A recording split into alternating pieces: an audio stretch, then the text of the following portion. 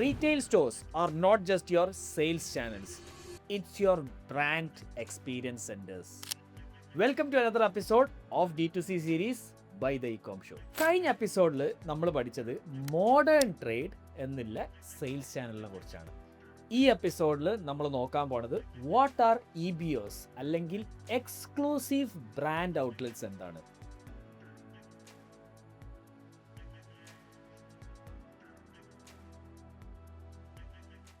എന്താണ് EBO? EBO എന്ന് പറഞ്ഞു കഴിഞ്ഞാൽ വെറും ഒരു സെയിൽസ് ചാനൽ മാത്രമല്ല, 3 സ്ട്രാറ്റജിക് പർപ്പസസ് EBO സെർവ് ചെയ്യുന്നുണ്ട്.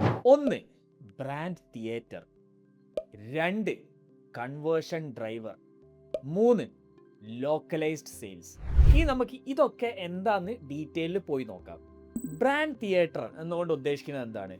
ഫോർ എക്സാമ്പിൾ MYOP എന്നുള്ള പെർഫ്യൂം സ്റ്റോറിൽ പോയി കഴിഞ്ഞാൽ you get a very immersive experience into the world of perfumes. നിങ്ങൾ മെൻഡ് പോലത്തെ ഒരു ഫാഷൻ സ്റ്റോറിൽ പോവുകയാണെങ്കിൽ you get another type of experience into the fashion world. ആ ഒരു എക്സ്പീരിയൻസ് ഡെലിവറി ചെയ്യുന്നതിനാണ് ബ്രാൻഡ് തിയേറ്റർ എന്ന് പറയുന്നത്. അതിൻ്റെ ഒരു എക്സ്ട്രീം എക്സാമ്പിൾ പറയുകയാണെങ്കിൽ, എപ്പോഴെങ്കിലും നിങ്ങൾ ദുബായിലൊക്കെ അല്ല ആപ്പിൾ സ്റ്റോഴ്സ് സന്ദർശിച്ചിട്ടുണ്ടെങ്കിൽ നിങ്ങൾക്ക് മനസ്സിലാവും, ആപ്പിൾ സ്റ്റോഴ്സിൽ കയറി കഴിഞ്ഞാൽ തന്നെ വേറെ ഒരു വൈബാണ്. That gives A very different feeling towards the brand. രണ്ടാമത്തെ പോയിന്റ്, 5000-ൽ കൂടുതലൊക്കെ വാല്യൂ ഇല്ല പ്രൊഡക്ട്സ് വാങ്ങിക്കണമെങ്കിൽ നോർമലി കസ്റ്റമേഴ്സ് ഒന്നുകൂടി ചിന്തിക്കും. കാരണം അവർക്ക് ചിലപ്പോൾ അത് തൊട്ടും ഫീൽ ചെയ്തും ഒക്കെ എക്സ്പീരിയൻസ് വേണ്ടി വരും. അതിൻ്റെ എക്സാമ്പിൾസ് ആണ്, for example home appliances. MyG പോലുള്ള ഷോറൂമിൽ പോകുമ്പോൾ നിങ്ങൾക്ക് ഒന്നും കൂടിയും കോൺഫിഡൻസ് കിട്ടും. അല്ലെങ്കിൽ നിങ്ങൾ ഗോൾഡ് വാങ്ങിക്കുകയാണ്, ഗോൾഡ് ജ്വല്ലറീസ് വാങ്ങിക്കുകയാണ്, മലബാർ ഗോൾഡ് അല്ലെങ്കിൽ കല്യാൺ പോലത്തെ സ്റ്റോറുകളിൽ പോകുമ്പോൾ നിങ്ങൾക്ക് കിട്ടുന്ന എക്സ്പീരിയൻസ് എൻറ്റയർലി ഡിഫറെൻ്റ് ആണ്. And which will make you buy those products at those high prices. മൂന്നാമത്തെ കേസാണ് ലോക്കലൈസ്ഡ് സെയിൽ. നമ്മൾ പല ബ്രാൻഡുകളും നമ്മളെ ചുറ്റുവട്ടത്തൊക്കെ കാണുമ്പോൾ നമ്മൾ ഓട്ടോമാറ്റിക്കലി അങ്ങോട്ട് പോയി പർച്ചേസ് ചെയ്യും.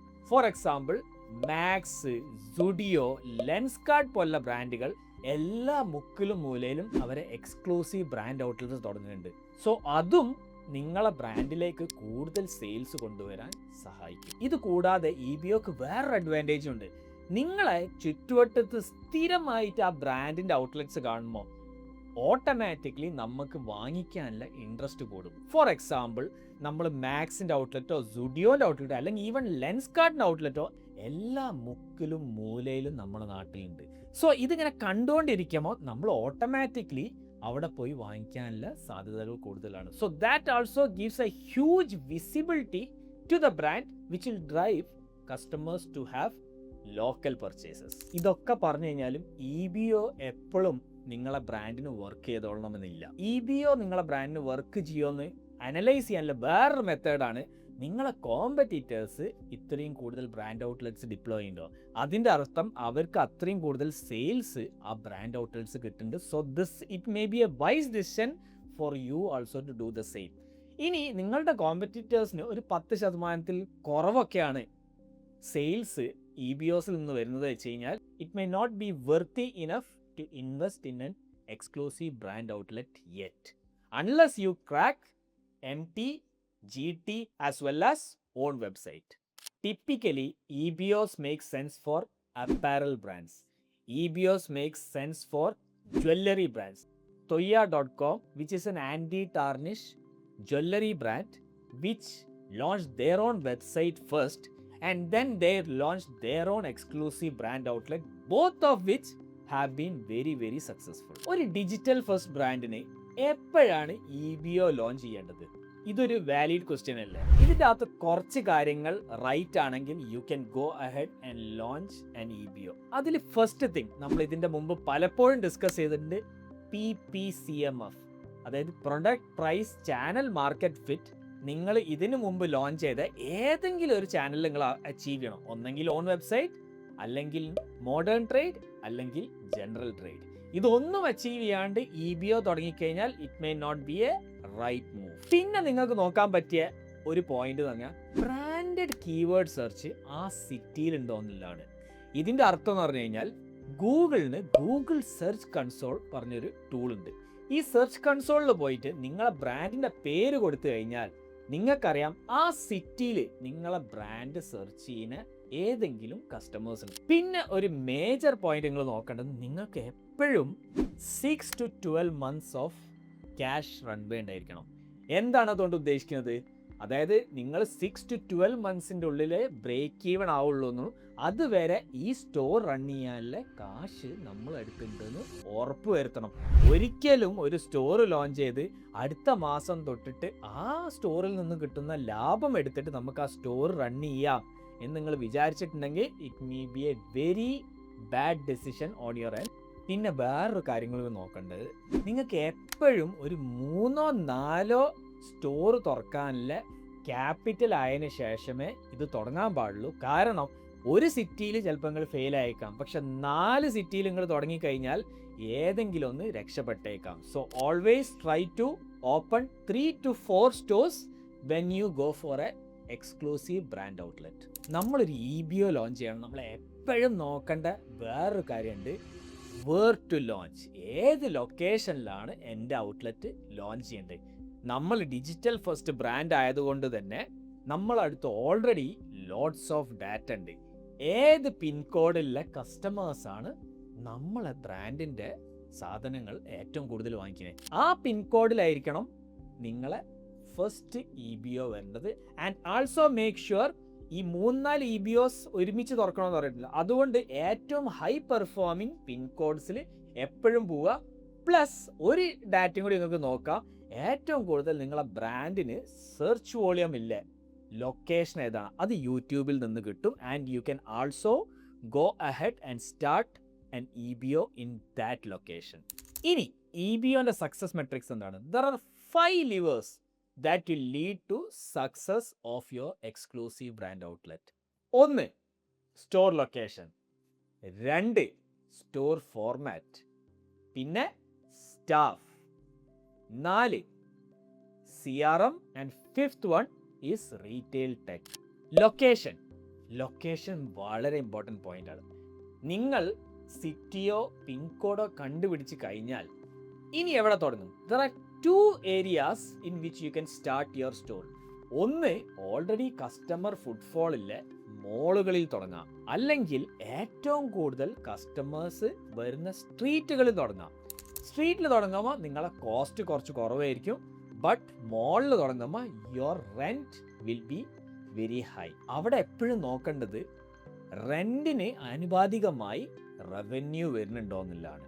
അതിന് ആ ഏരിയയിൽ അല്ലെങ്കിൽ ആ മോളിൽ ഓൾറെഡി ഔട്ട്ലെറ്റ് ഇട്ട സിമിലർ ബിസിനസ്സുകളോട് സംസാരിച്ച് കഴിഞ്ഞാൽ you will get some kind of idea on which may be better for your brand. രണ്ടാമത്തെ കാര്യം നമ്മൾ എന്താ പറഞ്ഞത്? സ്റ്റോറിൻ്റെ ഫോർമാറ്റ്. ജനറലി ഒരു 250 to 500 സ്ക്വയർ ഫീറ്റ് സ്റ്റോർ ആണെങ്കിൽ you will be able to give decent brand experience. പക്ഷെ നിങ്ങൾക്കൊരു എലിവേറ്റഡ് ബ്രാൻഡ് എക്സ്പീരിയൻസ് കൊടുക്കണമെങ്കിൽ your size should be bigger.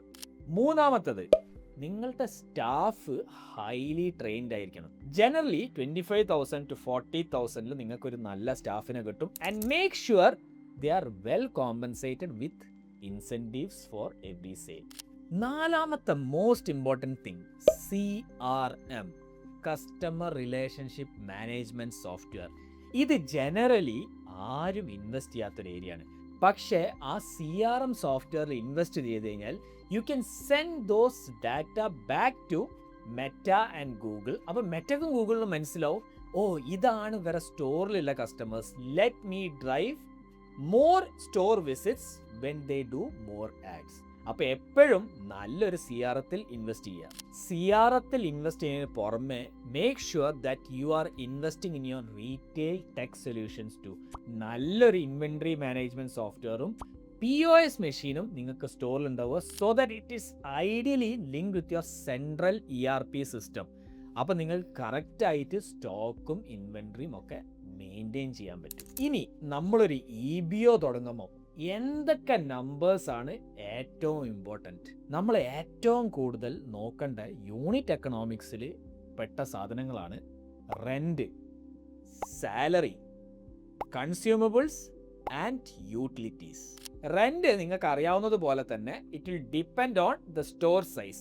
But generally ഒരു സ്ക്വയർ ഫീറ്റ് ബേസിസിൽ പറയുകയാണെങ്കിൽ ഒരു 150 തൊട്ട് 400 വരെയാണ് റെന്റ് നോർമലി ഉണ്ടാവാറ്. ഇനി സ്റ്റാഫ് സാലറി നമ്മൾ എത്ര സെയിൽസ് പ്രൊമോട്ടേഴ്സിനെ വെക്കുന്നു എന്നുള്ളതിൽ ഡിപ്പെൻഡ് ചെയ്തിരിക്കും. ഇത് വെച്ചിട്ട് നിങ്ങൾക്ക് മനസ്സിലാവും ബ്രേക്ക് ഈവൺ ആവാൻ ഞാൻ എത്ര സെയിൽസ് ഡെയിലി ചെയ്യണം എന്ന്. പിന്നെ നമ്മൾ എപ്പോഴും നമുക്ക് ഇൻവെൻട്രിക്കുള്ള വർക്കിംഗ് ക്യാപിറ്റൽ ഉണ്ടെന്ന് ഉറപ്പുവരുത്തുക. ഇൻവെൻട്രി അല്ലെങ്കിൽ സ്റ്റോക്ക് അത് ജനറലി 30 ഡേയ്സിലുള്ള സെയിൽസിനേക്കാളും കൂടാതിരിക്കാൻ ശ്രമിക്കുക. കാരണം അത്രയും ക്യാപിറ്റൽ അല്ലെങ്കിൽ അത്രയും ഫണ്ട്സ് ബ്ലോക്കായി കിടക്കും. പിന്നുള്ളത് നമ്മളെ ക്യാപിറ്റൽ എക്സ്പെൻഡിച്ചർ അല്ലെങ്കിൽ കേപെക്സ് ആണ്. സ്റ്റോറിൻ്റെ ലൈറ്റിംഗ്, ഫർണിച്ചർ, ഇൻറ്റീരിയർ, ഇതിൻ്റെ ഒക്കെ പേ ബാക്ക് എപ്പോഴാണ് കിട്ടുക എന്ന് വെച്ചാൽ നമ്മളെ ഓപ്പറേഷണൽ പ്രോഫിറ്റ് വരുന്നതനുസരിച്ച് അതിനൊക്കെ ഉള്ള പേ ബാക്ക് വന്നുകൊണ്ടേയിരിക്കും. ഇനി ഏറ്റവും important equation when you have your own physical outlet, sales is equal to footfall into conversion rate. നമ്മളെ ഓൺ വെബ്സൈറ്റ് എന്തായിരുന്നു? Sales is equal to number of visitors into conversion rates. ഇവിടെ sales is equal to number of footfall into conversion rate. അപ്പോൾ ഇതിൽ നിന്ന് മനസ്സിലാക്കേണ്ടത് maximum ഫുട്ഫോൾസും best conversion റേറ്റ്സും വന്നു കഴിഞ്ഞാൽ നമുക്ക് മാക്സിമം സെയിൽസ് ഉണ്ടാക്കാം. അപ്പോൾ ഇനി അടുത്ത ചോദ്യം, എങ്ങനെ മാക്സിമം ഫുട്ഫോൾസ് നമ്മളെ ഔട്ട്ലെറ്റിലേക്ക് കൊണ്ടുവരാൻ പറ്റും? ഒന്ന്, മോളുകൾ പോലത്തെ സ്ഥലങ്ങളിൽ നിങ്ങൾ സ്റ്റോർ തുടങ്ങുകയാണെങ്കിൽ ഓട്ടോമാറ്റിക്കലി ഓർഗാനിക് ഫുട്ഫോൾസ് ഉണ്ടാവും. അതുകൊണ്ട് എങ്ങനെയൊക്കെ നമുക്ക് ഫുട്ഫോള് അല്ലെങ്കിൽ നമ്പർ ഓഫ് കസ്റ്റമേഴ്സിനെ കൂട്ടാം? ഒരു ഏറ്റവും ഈസി മെത്തേഡ് നിങ്ങൾക്ക് ഔട്ട്ലെറ്റിൽ വിസിറ്റേഴ്സിനെ കൂട്ടാനുള്ളത് ഗൂഗിൾ മാപ്സ് ആണ്. പലരും ഗൂഗിൾ മാപ്സിൻ്റെ ഇമ്പോർട്ടൻസ് ഇപ്പോഴും മനസ്സിലാക്കിയിട്ടില്ല. ഒരു സിറ്റിയിൽ ഒരു പുതിയ കസ്റ്റമർ വന്നു കഴിഞ്ഞാൽ അവർ എപ്പോഴും നോക്കാറ് ഗൂഗിൾ മാപ്സിൽ ഏതൊക്കെ ഔട്ട്ലെറ്റ്സ് ഉണ്ട്, നിയർ മീ ഏതൊക്കെ ബ്രാൻഡ്സ് ഉണ്ട്. അപ്പോൾ നിങ്ങൾക്ക് എന്ത് ചെയ്യാം, ആ ഗൂഗിൾ മാപ്സിൽ അടിപൊളിയായിട്ട് നിങ്ങളെ ഔട്ട്ലെറ്റിൻ്റെ ഡീറ്റെയിൽസ് ലിസ്റ്റ് ചെയ്യാം. പ്ലസ് എല്ലാ കസ്റ്റമർ അടുത്തിനും ഒരു റിവ്യൂ വാങ്ങിച്ചെടുക്കാൻ ശ്രമിക്കുക. ഇനി ഗൂഗിൾ മാപ്സ് ലിസ്റ്റ് നിങ്ങൾ സെർച്ച് ആഡ്സ് ചെയ്ത് കഴിഞ്ഞാൽ അല്ലെങ്കിൽ നിയർ മീ സെർച്ച് ആഡ്സ് ചെയ്ത് കഴിഞ്ഞാൽ നിങ്ങൾക്ക് അതിലും കൂടുതൽ കസ്റ്റമേഴ്സ് നിങ്ങളെ ഔട്ട്ലെറ്റിലേക്ക് അട്രാക്ട് ചെയ്യാം. രണ്ടാമത്തെ ഒരു വേ എന്ന് പറഞ്ഞാൽ നിങ്ങളെ ഔട്ട്ലെറ്റിൻ്റെ അടുത്തുള്ള ഇൻഫ്ലുവൻസേഴ്സ് ആരൊക്കെയാണ് അവരുമായിട്ട് കൊളാബറേറ്റ് ചെയ്തത് മാക്സിമം കണ്ടന്റ് റിലീസ് ചെയ്യുക.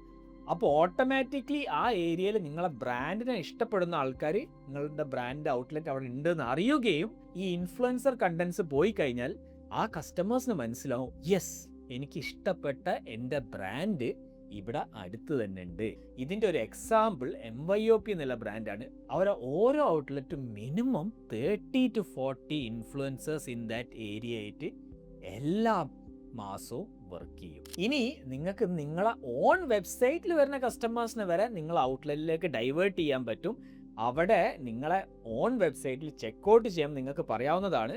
U can also come to our outlet and shop there. ഇത് കൂടാതെ നിങ്ങൾക്ക് മെറ്റാ ക്യാമ്പയിൻസും വാട്സാപ്പ് ക്യാമ്പയിൻസും കൂടി ചെയ്യുകയാണെങ്കിൽ അടിപൊളിയായിട്ട് കൂടുതൽ കസ്റ്റമേഴ്സിനെ നിങ്ങളുടെ എക്സ്ക്ലൂസീവ് ബ്രാൻഡ് ഔട്ട്ലെറ്റ്സിൽ എത്തിക്കാവുന്നതാണ്. അപ്പം നമ്മളെന്ത് ചെയ്തു, നമ്മൾ മാക്സിമം ഫുട്ഫോൾസ് കൊണ്ടുവന്നു. ഇനി മാക്സിമം കൺവേർഷൻ റേറ്റും കൊണ്ടുവരണ്ടേ. അപ്പോൾ കൺവേർഷൻ റേറ്റ് കൂട്ടാൻ നമുക്ക് എന്തൊക്കെ ചെയ്യാം? വെൽ ട്രെയിൻഡ് സ്റ്റാഫ് വേണം, അവർക്ക് വേണ്ട ഇൻസെൻറ്റീവ് സിസ്റ്റം വേണം, നമുക്ക് ഓട്ടോമേഷൻ സിസ്റ്റംസ് സെറ്റ് ചെയ്യാം, ആ സ്റ്റോറിൽ എത്ര വിസിറ്റേഴ്സ് വന്നു. ഇനി one of the key metric, ആ കസ്റ്റമർ ഒരു പെർട്ടിക്കുലർ എമൗണ്ട് ഓഫ് ടൈം വരെ നമ്മളുടെ ഔട്ട്ലെറ്റിൽ നിന്ന് കഴിഞ്ഞാൽ there is more chance of customer buying the product. പിന്നെ നമ്മൾ നോട്ട് ചെയ്ത ഏറ്റവും വലിയ പ്രശ്നമാണ് ഔട്ട്ലെറ്റിലെ ടീം വേറെയും ഓൺലൈൻ ടീം വേറെ ആയിട്ട് വർക്ക് ചെയ്യുക. ഇവർ ഒരു ടീമായിട്ടാണ് വർക്ക് ചെയ്യേണ്ടത്. ഈ online team should also be responsible to drive visits into the outlet. ഇവർക്ക് ഷെയർഡ് KPIs സെറ്റ് ചെയ്യുക. അങ്ങനെയാകുമ്പോൾ ഇവരൊരു ടീമായിട്ട് ഓപ്പറേറ്റ് ചെയ്ത് ബോത്ത് ഓൺലൈനിലും ഓഫ്ലൈനിലും മാക്സിമം സെയിൽസ് ഫെച്ച് ചെയ്യാൻ പറ്റും. എത്ര കൂടുതൽ എക്സ്ക്ലൂസീവ് ബ്രാൻഡ് ഔട്ട്ലെറ്റ്സ് നിങ്ങൾക്ക് തുടങ്ങാവോ അത്രയും നല്ലത്. Because more the EBOs, more the visibility and more the sales in that particular outlet as well as നിങ്ങളെ ഓൺലൈൻ ചാനലിലും കൂടുതൽ സെയിൽസ്. ഓൺലൈൻ ചാനൽ മാത്രമല്ല, നിങ്ങളുടെ on website, market place, general trade, modern trade എല്ലാത്തിലും sales കൂടും. If you have more visibility വയ your exclusive brand outlets. കറക്റ്റായിട്ട് operate ചെയ്യുകയാണെങ്കിൽ നിങ്ങളുടെ EBO ഒരു ഡിമാൻഡ് ആംപ്ലിഫയർ ആണ്, കൺവേർഷൻ കാറ്റലിസ്റ്റ് ആണ്, നിങ്ങളുടെ ബ്രാൻഡ് സ്റ്റോറി ടെല്ലറുമാണ്, വെറും ഒരു ഔട്ട്ലെറ്റ് മാത്രമല്ല. സോ ഇതോടുകൂടി ഈ എപ്പിസോഡ് വരെ അവസാനിക്കുകയാണ്. ലൈക്കും ഷെയറും സബ്സ്ക്രൈബും ചെയ്യാൻ മറക്കണ്ട, because that is what will help us do more of these episodes. So until we meet you for the next episode, thank you for watching.